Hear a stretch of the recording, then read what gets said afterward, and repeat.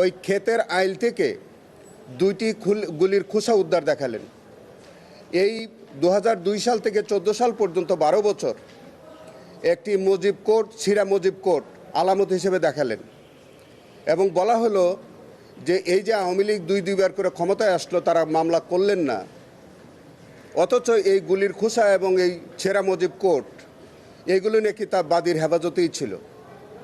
এটি তারা আদালতে দিলেন না, এটি কোনো পুলিশ স্টেশনে তারা জমা দিলেন না, এই বিষয়ে তারা কোনো জিডি এন্ট্রি করলেন না, এইটি তারা তাদের হেফাজতেই ছিল বলে তারা দাবি করলেন। এরকম একটি ভিত্তিহীন অভিযোগের প্রেক্ষিতে জনাব হাবিবুল ইসলাম হাবিবকে বিগত সরকারের আমলে একটি আজ্ঞাবহ আদালত তাকে বিভিন্ন ধারায় 10 বছরের সাজা প্রদান করেন।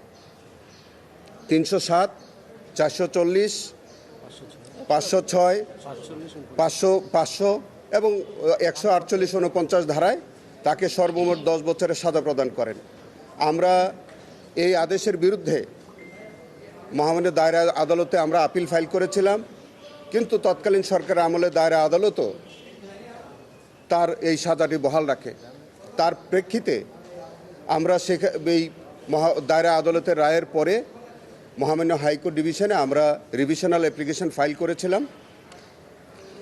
জনাব হাবিবুল ইসলাম হাবিবের ছাড়াও অন্যান্য আসামিদের পক্ষেও রিভিশনাল অ্যাপ্লিকেশন হয়েছে, কিন্তু আমরা জনাব হাবিবুল ইসলাম হাবিবের যে রিভিশনাল অ্যাপ্লিকেশনটি, এটা সেপারেট অ্যাপ্লিকেশন ছিল, সেই অ্যাপ্লিকেশনটা বিগত বেশ কিছুদিন যাবৎ শুনানি হয়। আজকে মাননীয় আদালত সেটির উপরে রায় প্রদান করেন।